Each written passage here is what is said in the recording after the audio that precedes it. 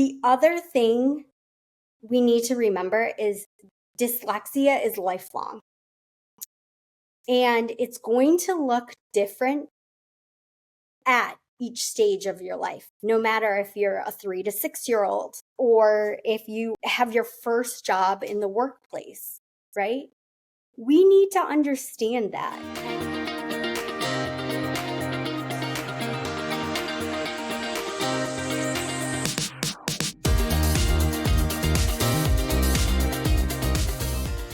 Hey everyone, we are Sonia and Nick, and this is Dyslexia Journey. And today we are excited to welcome Rebecca Hamel to the show.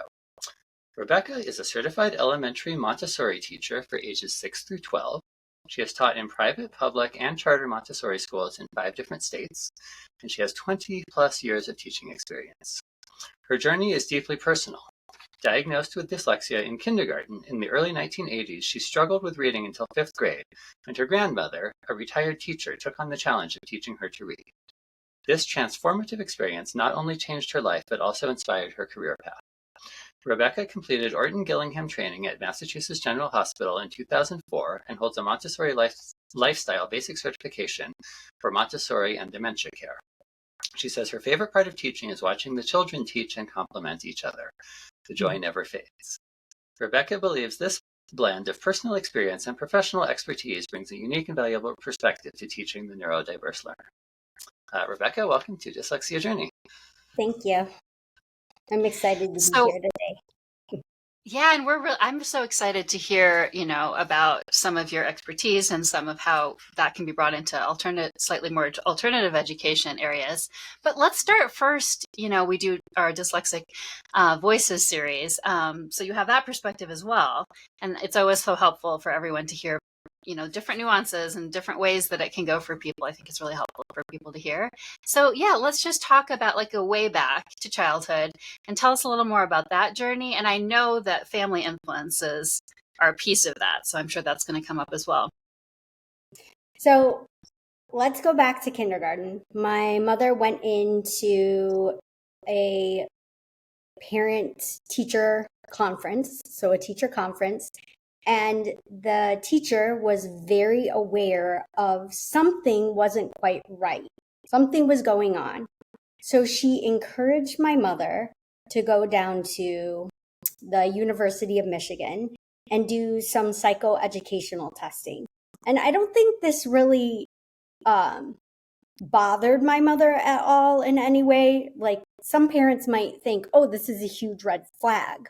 But I was a preemie. I was 2.5 pounds. And I think ever since birth, there were things that weren't quite going on correctly within my body and growing. And so she just thought this was another piece of the puzzle.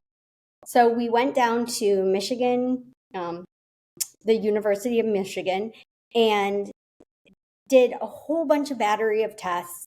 And of course, it came back that I was dyslexic. So my kindergarten teacher was spot on. She knew what to look for. And I think since she had been teaching for so long, she just naturally had those instincts.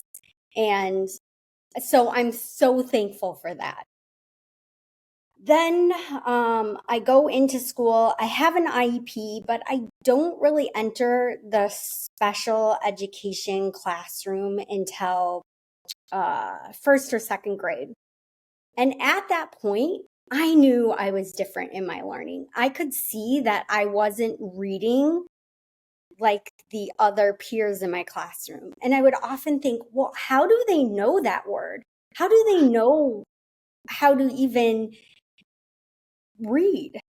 It was a mystery to me. And I would look at them and be like, well, I want to do that. I want to be reading those books too. So I'm in special education. They're not really using any techniques because this was the whole language area. And they thought, oh, you'll get the reading. You just need to try to memorize these books and you'll understand and read. Well, that wasn't happening.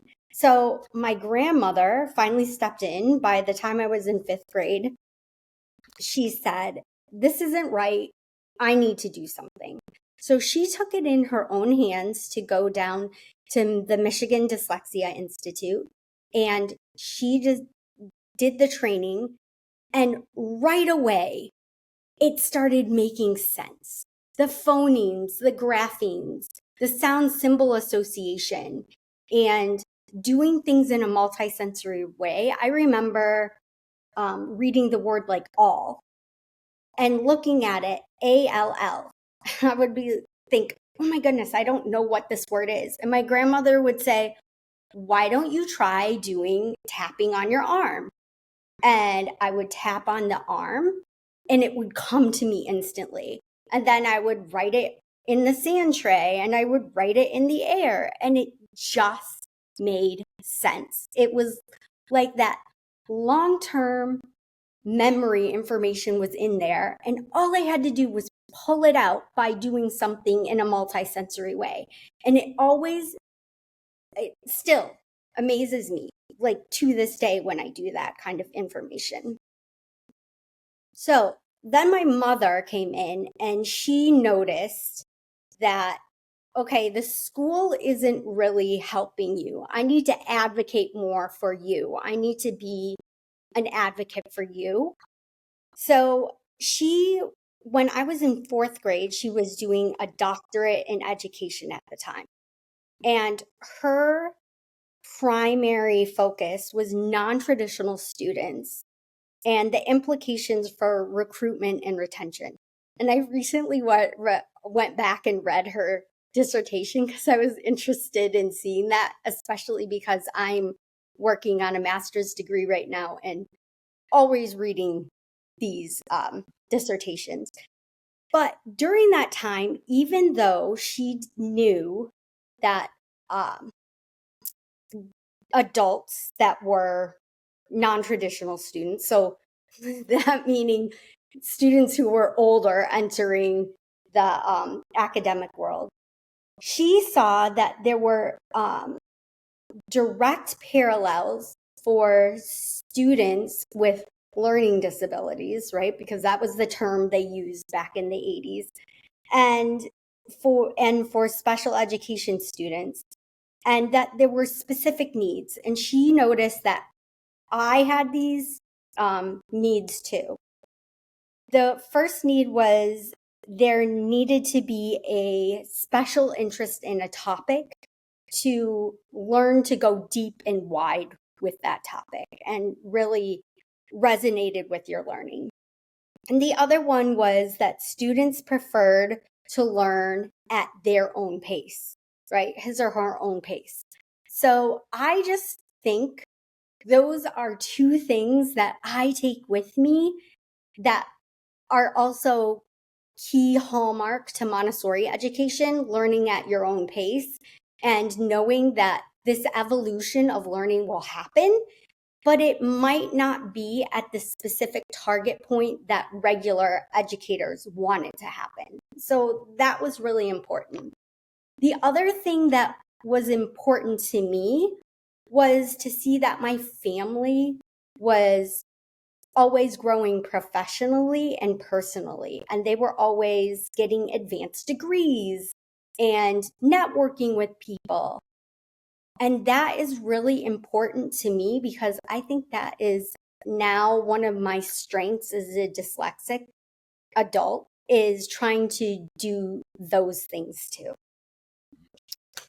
My mother and grandmother always reminded me that I am dyslexic, and that is going to follow me through from when I'm young to when I'm an adult. It's going to be with me all throughout my life. And what I need to be aware of is first how I learn, how I share that information with others, and how I figure out the area that when I'm working, how it's going to fit into my career. And that is a step I think schools need to figure out, or other areas around us need to figure out how that's going to be incorporated more. And that's the last social justice piece, I really feel that needs to happen and evolve within our society. Do you want me to talk through some like key memories of things throughout elementary and high school? Would that be I think that would helpful? be really interesting. Yeah. Yeah. And I thought it was interesting because I saw the note that you really insisted on being in your IEP meeting. So I'd love to have that as part of it. Yeah. And one thing that I'm curious about also is it sounds like obviously your family was very supportive. And do you think that helped you avoid some of the sort of low self-esteem and feeling dumb in school that a lot of dyslexic kids unfortunately experience? Yes. So I would like to talk about all those things. So the first thing is that I did attend my IEP meetings when I was a young child, starting in elementary school, because I thought the adults were talking about me behind my back, right? And I would often, before I went to the IEP meetings, I would say to my mom, well, did you talk about this? Did you talk about that I like sewing right now? Did you talk about how I like nature and going and exploring and looking at bugs and looking at the clouds? And my mom was like, no.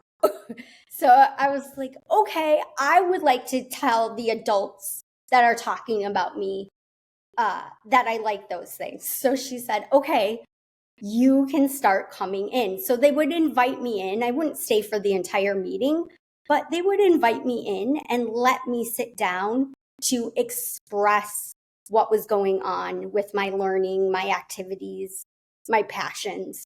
And now I've noticed that there are certain areas written into the IEP that have that information about the student, but they don't always invite the student in.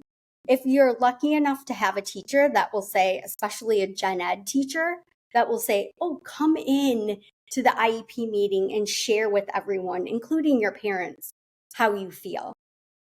So that was a really important piece into advocating for myself. So my mother was still advocating for myself. Sometimes my grandmother would come in to give information on how I was doing with reading and my reading development, which I thought was really important. And knowing that first and foremost, I have the most knowledge about myself than anyone else in that room. They all have pieces to evidence, like a GORT test or some kind of testing, but who knows themselves best in their learning if you're doing a true self-assessment? The learner. So I thought that was important to remember to invite your child into an IEP meeting if they want to, but I would always encourage it.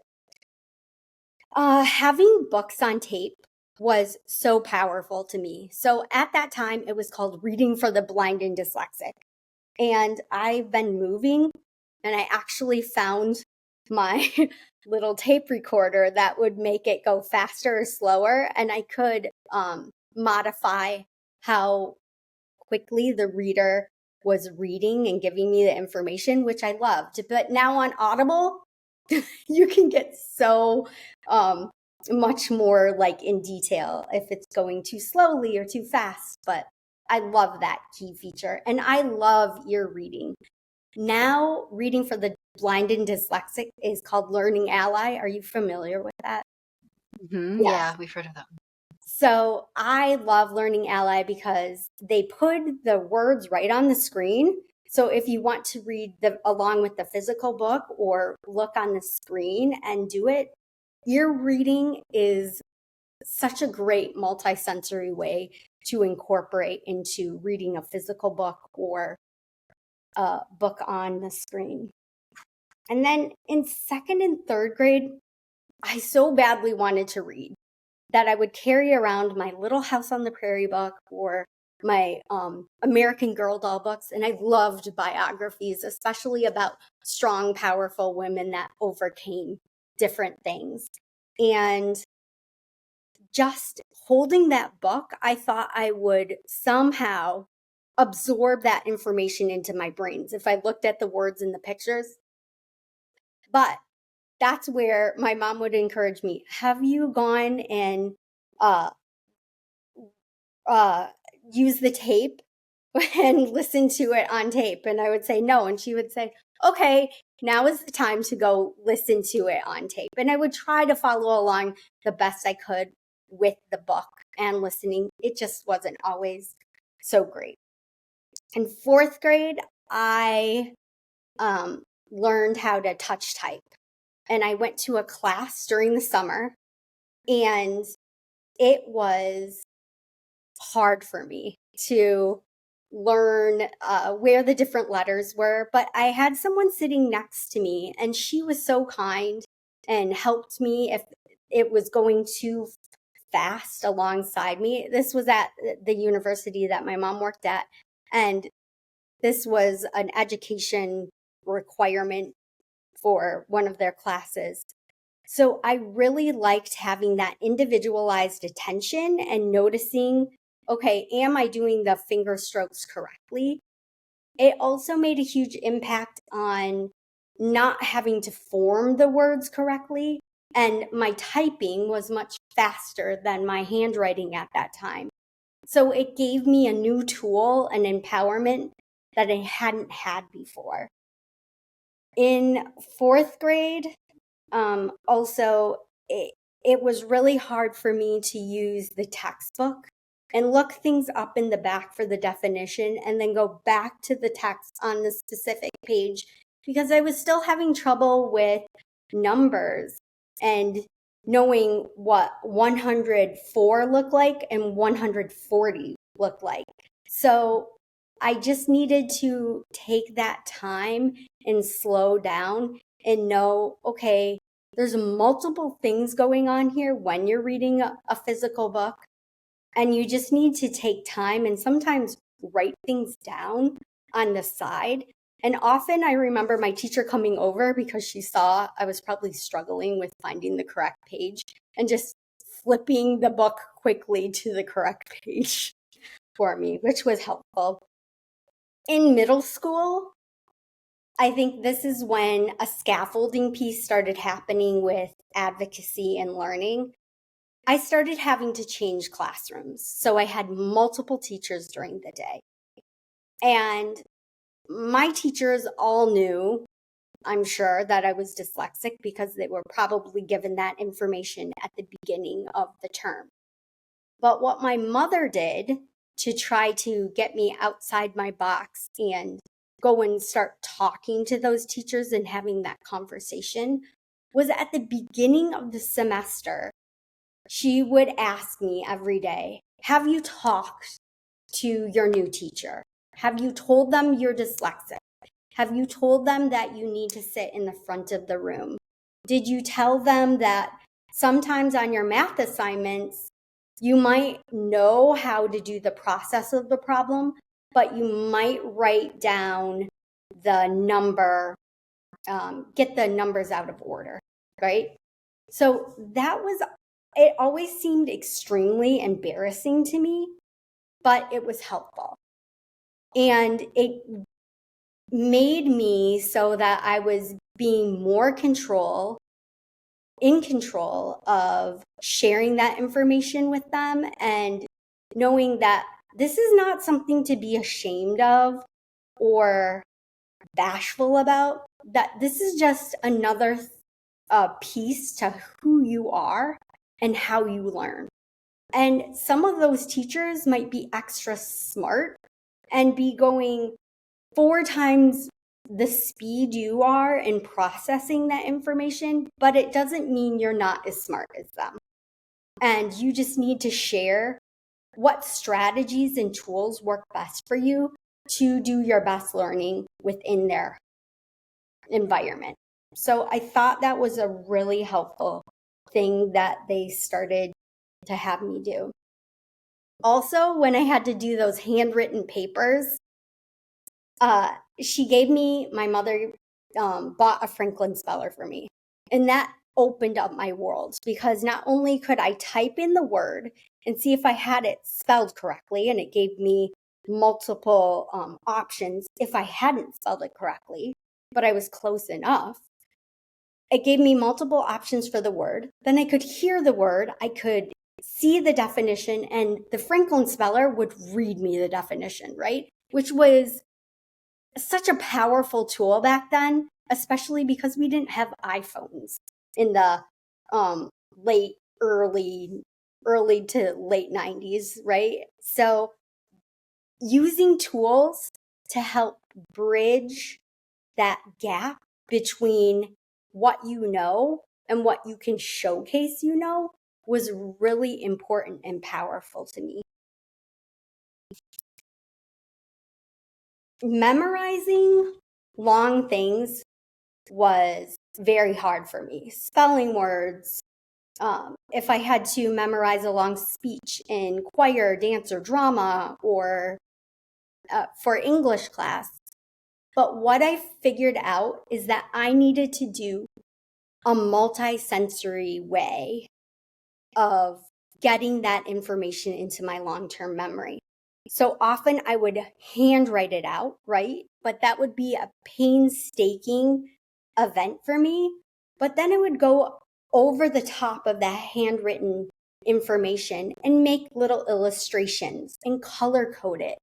And then I would stop and move through it and talk through it. And I would do it multiple times to commit it to long-term memory. So maybe during my test, when I had to handwrite something, I could put up my hand and remember, oh yes, this is the next thing I wanted to write down in this paragraph. Or if I had to remember a certain date, I would close my eyes and I would color code that date so I could remember it and write it down for my test. All of those things made me really aware of my learning and the learning style and the learning process I had to go through. So that was a huge development I figured out from elementary to high school. But then another component that you're talking about is the social emotional component. And they didn't really talk about that in the 90s at all. But I think my mother and grandmother would ask me, what are some things that you are truly passionate about? And that was dance, choir, gymnastics. I was never really a star in those things, but it filled my soul to do those extra activities. And it made me feel grounded in what I was doing. And it kept encouraging me that there is hope, that some things might be a struggle, but there's other things that can give you that hope, inspiration, groundedness just by taking a walk in nature. Helps me always stay grounded and focused. So those are the things that in my life really helped to keep my positive attitude up. The other thing I really want to stress too is it's okay that if you need to take a break from the school system, like in high school, I took about a year and a half off just to reset and ground myself. I was always working on academics. My mother had friends from the university that would come teach me math or social studies, science. But I always made sure that I had my peer connections in high school through that time of taking a pause from being in the academic public school system. She made sure that I went in for science and choir. And both of those things I really loved. And I love those teachers, and especially my choir teacher. She was with me from 6th grade to 12th grade. And I just think, wow, that's such a gift, and I was fortunate to have that experience, to have that teacher that long. But she really knew me, and even if sight reading the notes on paper was hard for me, she would quickly play it on the piano so I could hear it, and then I could repeat it back. So those little tools, like if you have a teacher you've worked with for a long time, I think it's easier to go after class to and say, I'm really struggling with this. Could you help me, or tell me which class mate I have that can help me with this more? And that was really important. Learning to drive was a real struggle because I had to quickly think what was right and left. And my mother came up with a strategy. If I was hugging the road, I was going to the right. And if I was squeezing, I was going to the left and trying to like go towards the other car. So she helped me with figuring out tips, tools, and strategies. Now I love the GPS because it says in 1,000 feet, turn right, and it will have a little arrow. So those kind of accommodations we have with technology now, the speech to text, the dictation on your computer, chat GPT to read over a letter you wrote to make sure there's not a lot of grammatical errors. All of those things are really helpful to my life, and we are blessed to be in this advancement of technology and how it's going to help us in the future, especially making that playing field more even, right? Because we know there's biases towards people if they're not spelling things correctly, if there's grammatical errors all the time. We know that as a society, and that's how you're going to even the playing field for people. So I'm really happy with all these things. There's we agree. also, you agree? Yeah, definitely. Technology has been really helpful. Yeah, I really want more educators to start researching it more, adopting and embracing it, right? Because we just need that in our lives. Everyone needs it. And it makes your workload go down too. And then if you want to have face-to-face conversations with people, they'll know if you really understand it or not. They'll understand how you're taking that information and utilizing it. So I really hope that more and more educators start embracing that. The other thing we need to remember is dyslexia is lifelong. And it's going to look different at each stage of your life, no matter if you're a 3 to 6 year old, or if you have your first job in the workplace, right? We need to understand that. And there might be tools that you have to buy yourself that your employer isn't going to have readily available, even though they probably should, because it would be good for everyone in their company. But if you go and take a specific exam, like the teacher test, if I go and take the teacher test, and if I move to a different state, usually you have to go and take that state's certification to teach in that state. So if your psychoeducational evaluation is more than 5 years old, even though I've been diagnosed dyslexic since I was in kindergarten, and it's a lifelong thing, it's not like I outgrow it, I'm still going to be flagged as dyslexic. You still have to pay $2,000 or more to go sit down for maybe 5 hours, maybe longer, depending on how many sessions it takes, to take that evaluation test again and to prove to Pearson or whoever is the test writer, that you need these accommodations, you would benefit from them to take and pass that test.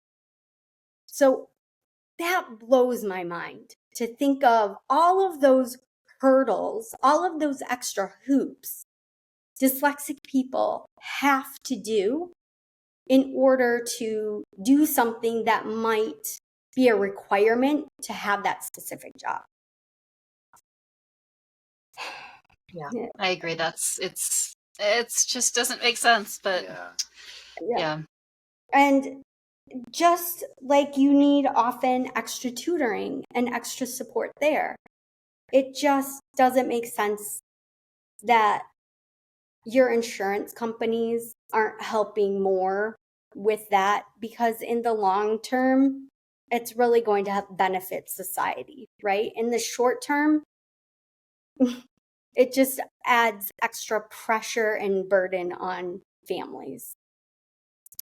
And even sometimes thinking about colleges, which is something that goes into my next area that I'd like to talk about. But colleges, you need to sit down and figure out, okay, what college would best suit you as a learner, as a person?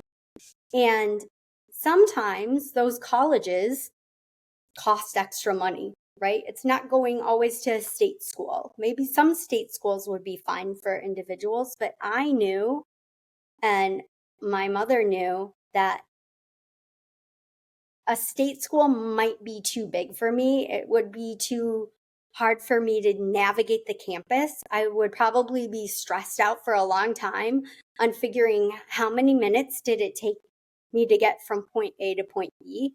And you just have to think about those kind of things. Have you been thinking about that with your own daughter?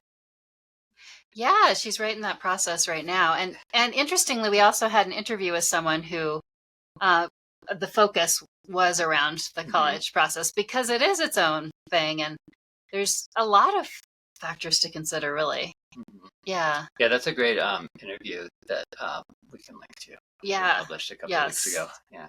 Well, I think I would love to hear actually your personal, because you went to a more unusual school in terms of what it offered and its approach, which I didn't realize that one was out there. So that's interesting. Might be interesting to hear a little bit about that and your experience there.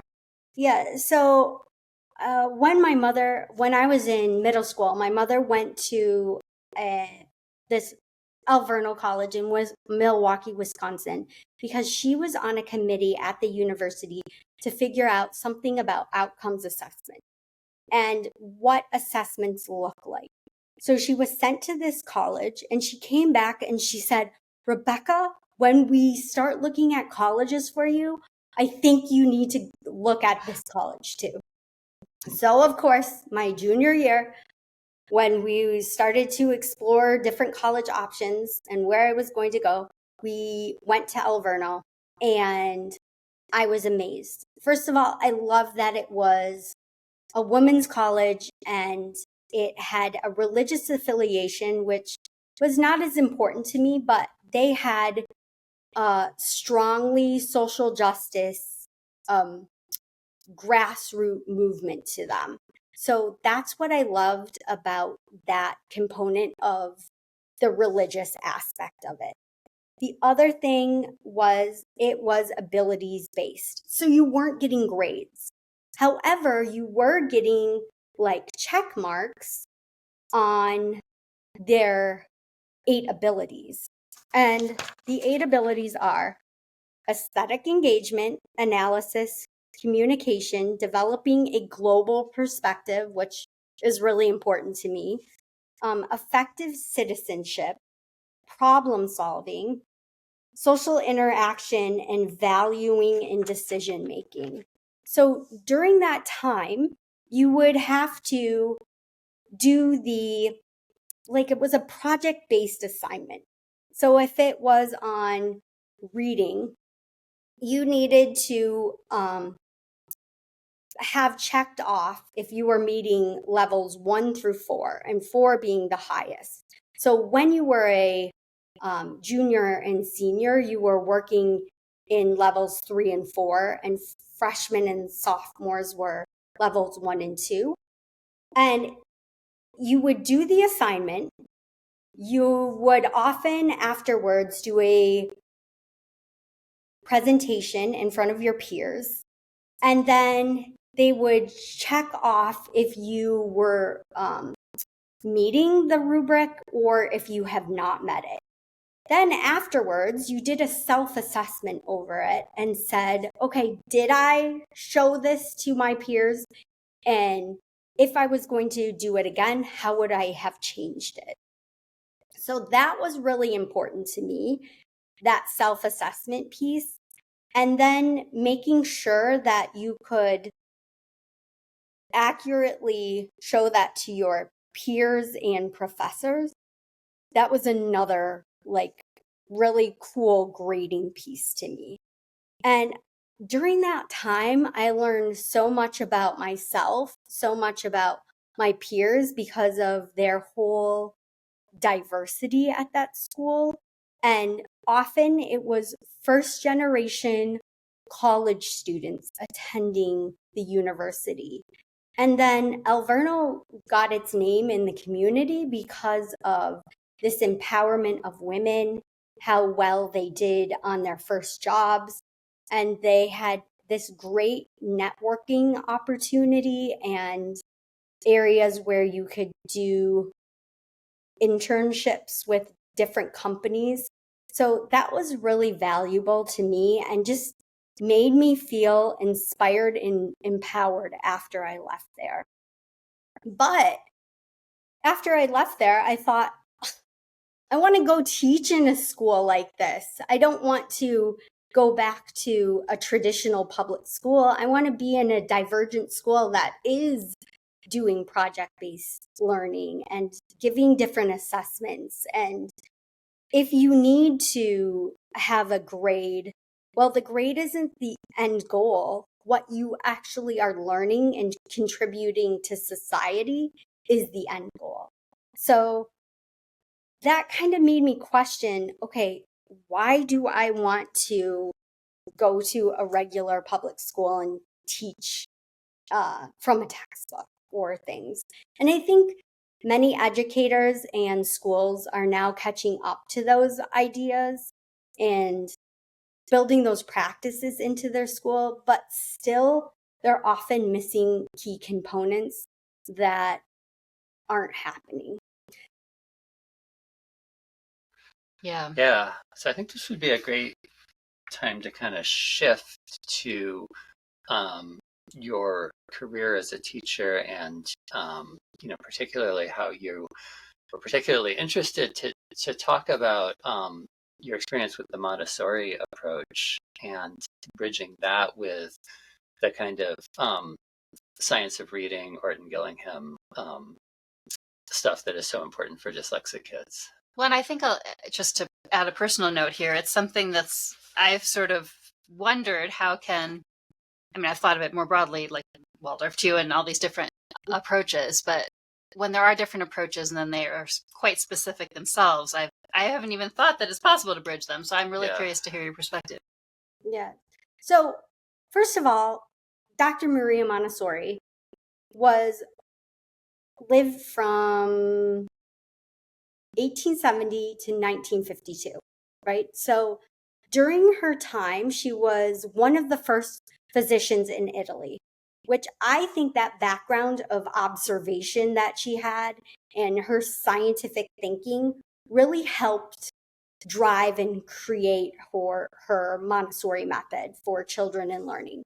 She was one of the first people that understood the multi-sensory aspect of teaching reading.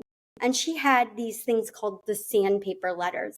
Now you see so many places using sandpaper letters, but she was one of the people that started this whole multi-sensory movement.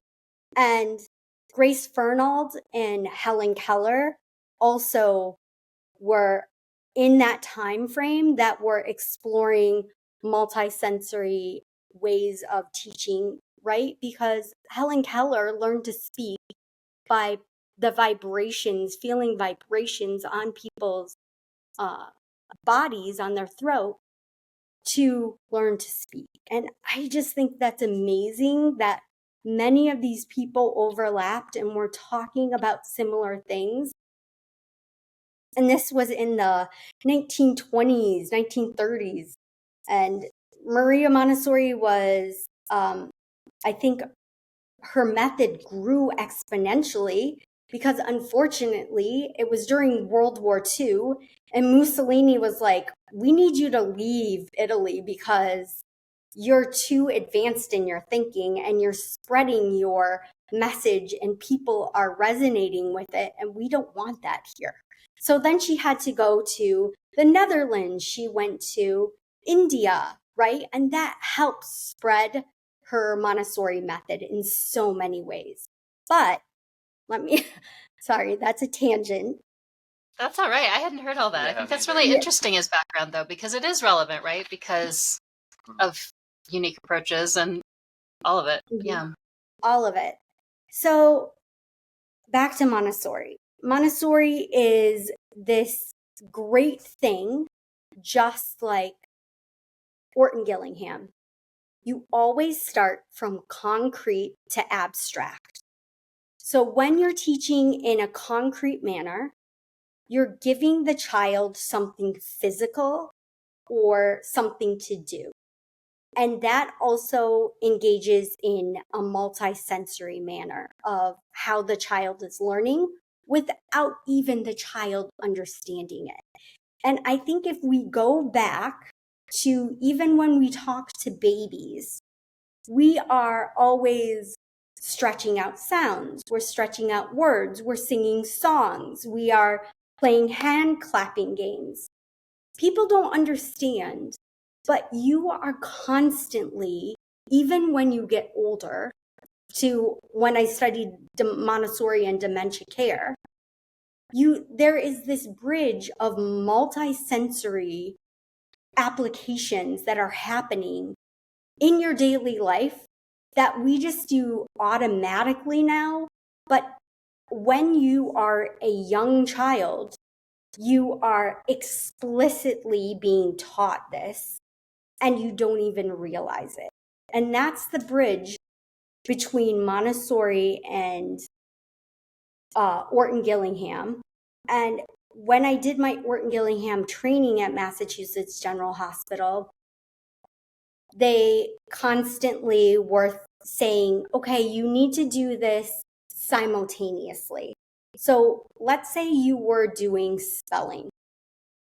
When you are doing a spelling word, you are saying, so let's say I'm writing the word cat. You are saying cat, and then you write with your pencil, C-A-T, cat, and you have to do it at the same time.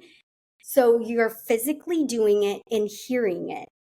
So that's using your auditory, visual, and tactile. You have 3 components to doing that one word and hearing and just locking it into your long-term memory. So if you need to bring up something quickly and automatic, you could remember to do it using SOS, the simultaneous oral spelling, or doing a hand motion, or when you're dancing and learning a combination at first, maybe you say and do the dance combination at the same time. So it gets locked into your long-term memory. So after a while, when you hear the music, you just automatically know how to do that routine. So that's the beauty of Montessori and Orton-Gillingham. They make sure that they're using systematic, sequential, structured, and it's accumulating off of each other, right? You're not just doing one thing at a time. So it sounds like you think they're really complementary, the 2 approaches. Yes. So now that we have this science of reading body, which is awesome because Dr. Samuel Orton was a neurologist. Maria Montessori was a doctor. And then Anna Gillingham, that worked with Samuel Orton, was a psychologist and educator. And she made, like, with Betsy Stillman, this Gillingham manual, right, that I use to this day. I'm still like looking at the research and seeing, okay, how does this apply to Montessori? How does the science of reading and the brain mapping and the neuroscience apply to reading now today? It just amazes me that all of these people in the early 1900s understood these things, and now we are embracing it, and we can actually map it out in the brain and see where it's coming from. Now, it's just amazing to me. So what I'm trying to figure out right now in this master's class is, my research question is, how does Montessori align with the science of reading, multisensory education, and orthographic mapping, seeing how the word is constructed and doing that in a multisensory way too. So all of these things really complement each other and go together, but not enough teachers, even Montessori teachers, realize, okay, these are some scaffolding pieces. If a child isn't retaining the information and putting it in their long-term memory, these are some of the scaffolding pieces you can do and show the child to get that into their long-term memory and help them like be at that same level as their peers and hopefully faster. So that's why I'm so excited about that. Yes, that is exciting. I mean, I think that all sounds amazing. I guess, do you want to talk a little bit about sort of the current practices in Montessori education in terms of if our listeners were to go out and look at, find a Montessori school in their town, and obviously you are not familiar with every Montessori school in the country, but how sort of, I guess, what's your general sense of how good a place that would be for a dyslexic kid? So it depends on the school. You hit it on the head. But a parent should go in, if you're thinking about attending a Montessori school, you should go in, sit and observe. See what kind of classroom, or if you don't know exactly what teacher, go in multiple classrooms and sit for 5 to 10 minutes. You're going to get that information. You're going to see if they are using Montessori math materials and language materials, which are all color-coded. And no matter what Montessori school you go to, they're going to have those materials on the shelf. No matter what Montessori school you go to, there's going to be a similar scope and sequence in how you teach reading and math and language and cultural studies.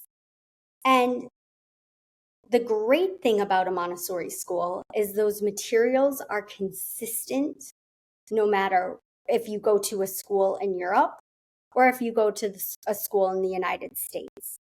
They're going to have those concrete materials, and the child will be able to write in a notebook things that are important to them. They're going to be learning consistent color coding for math materials, and they're going to see the units place, the tens place, and the thousands place, all color coded. And that will help them be grounded in just knowing certain math concepts.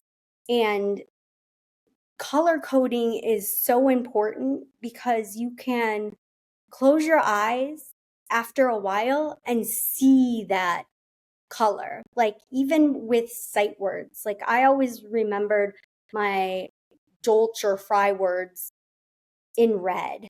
And even when I close my eyes today and I see the word once, I see it in red.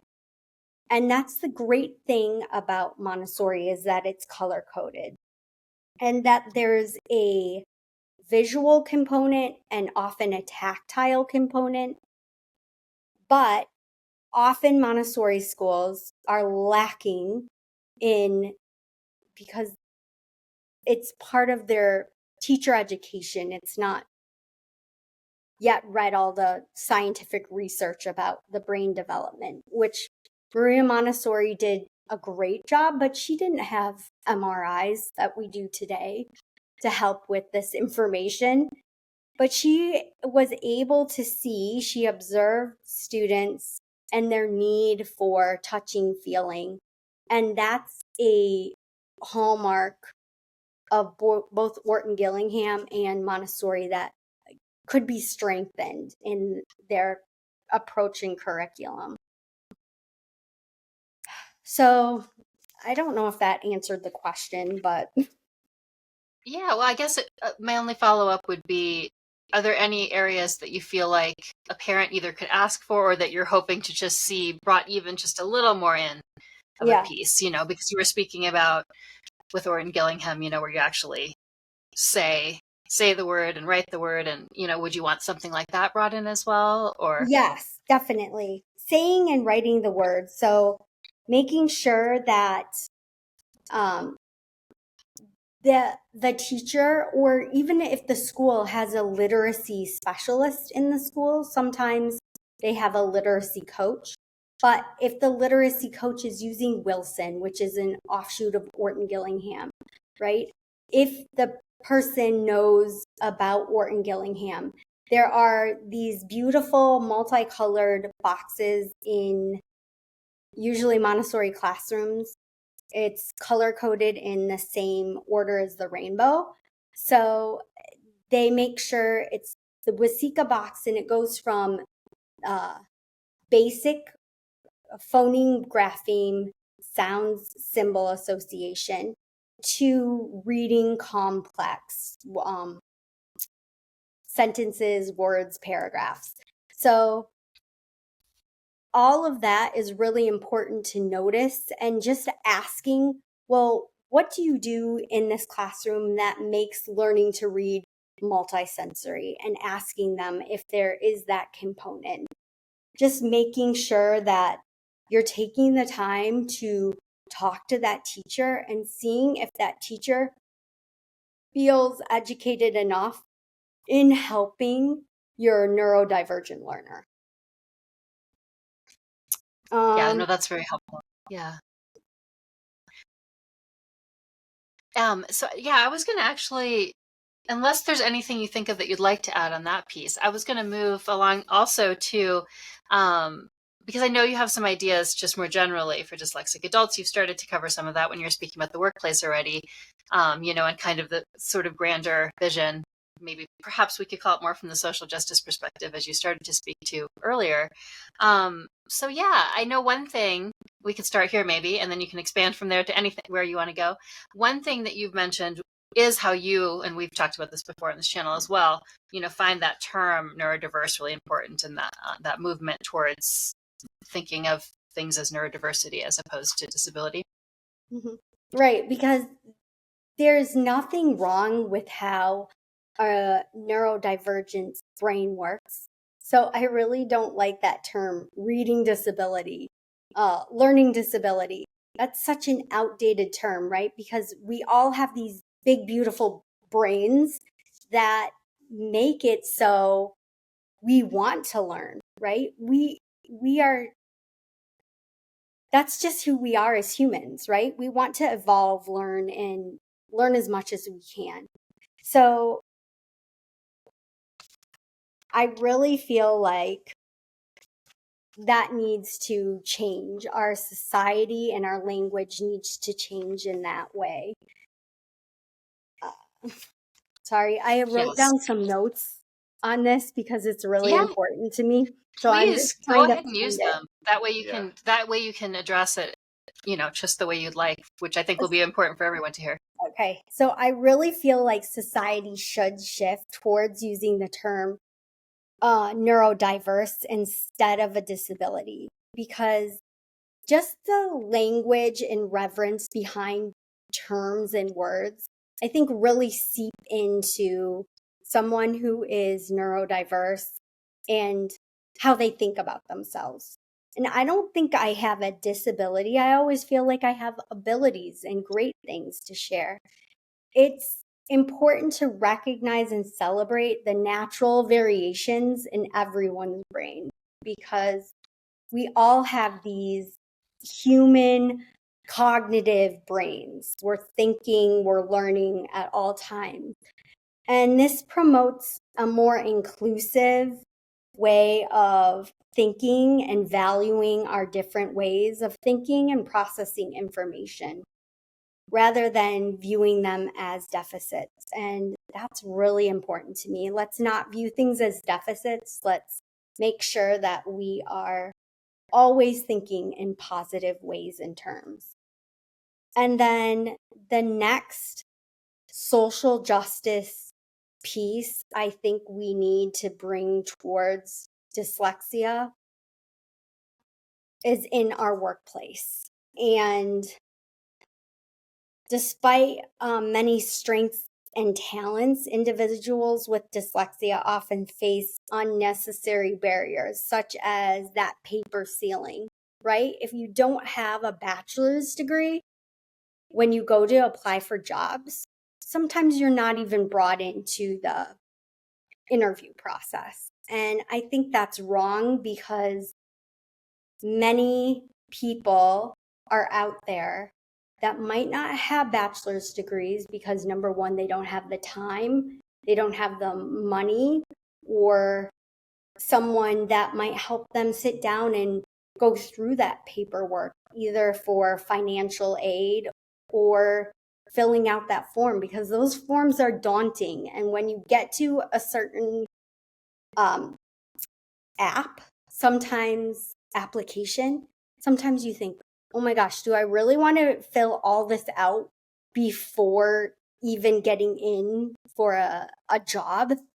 No, I wish someone would streamline some of those things.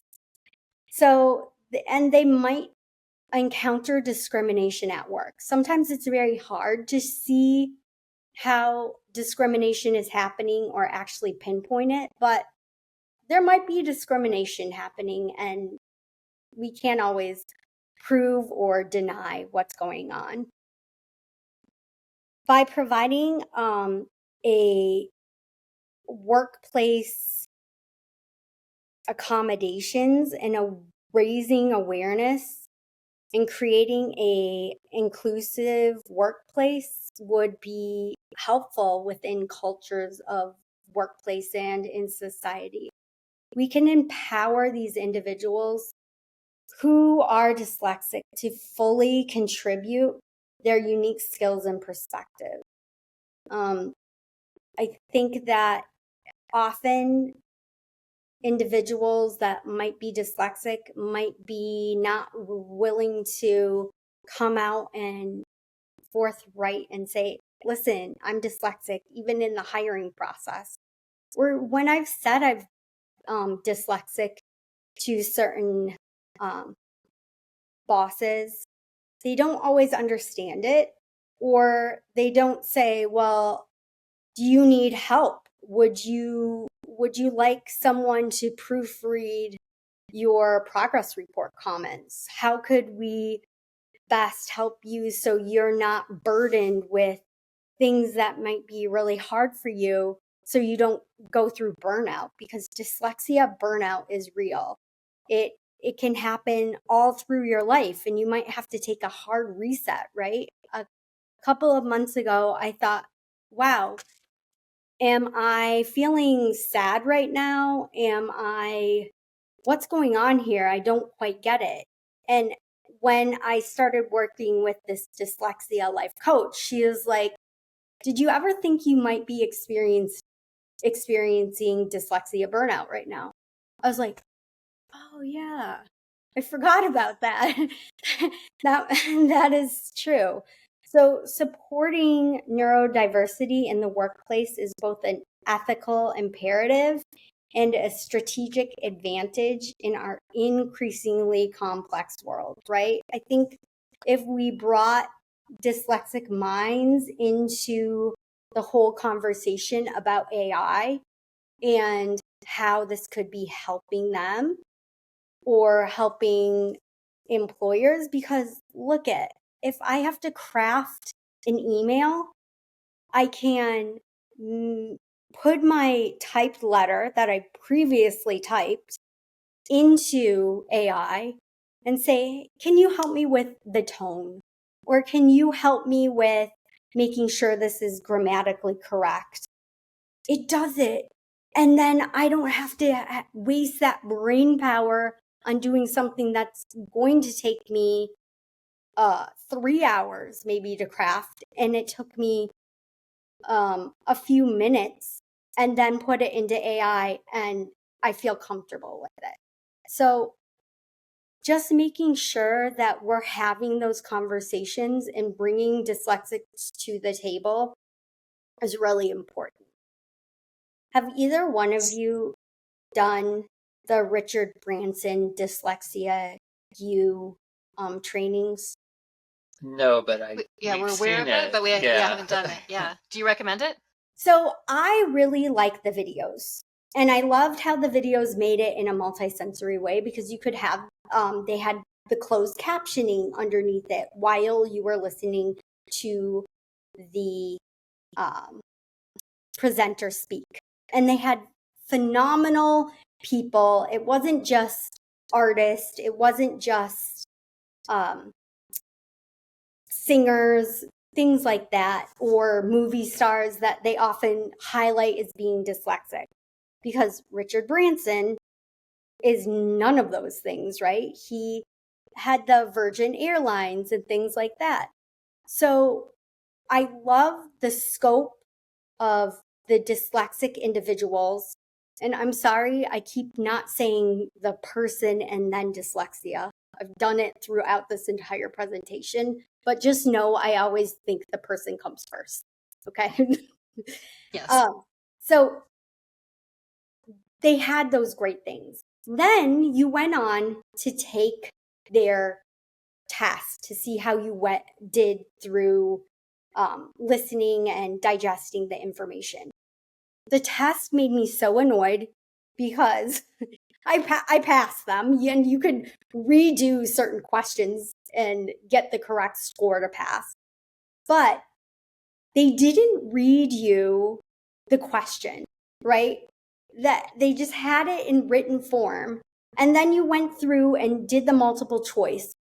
Well, the ones I kept getting wrong were double negatives, or I would not read the word not. I would skip over that not, and I would choose the thing that was right instead of the thing that was wrong, right?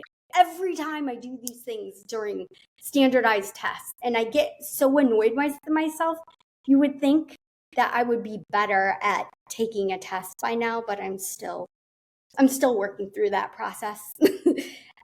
Sure. But that's the only faults I had with that coursework. But I enjoyed seeing, and I enjoyed them promoting dyslexic thinking and the hashtag dyslexic thinking on LinkedIn now.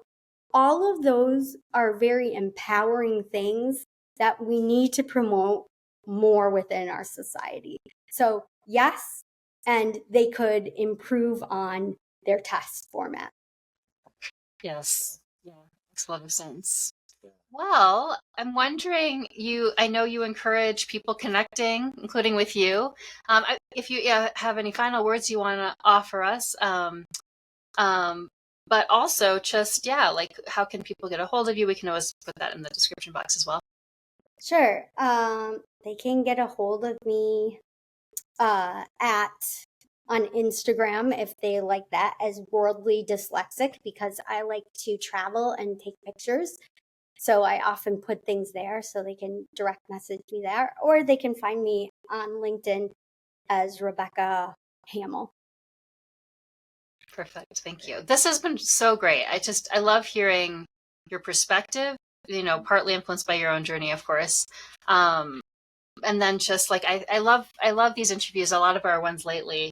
It's important to talk about challenges too, but that have been so hopeful. Yeah. Or yes, we can integrate this. Yes, this is the next horizon. I think that's so important and helpful to have that feeling, especially, for as we're out there and in the challenges, it's like helpful to hear about that, because sometimes when you're in the weeds with the IEPs and all that, it can not feel that way. Daunting, So, isn't it? All right. thank Well, you. thank you very much. Thanks. Thank you so much.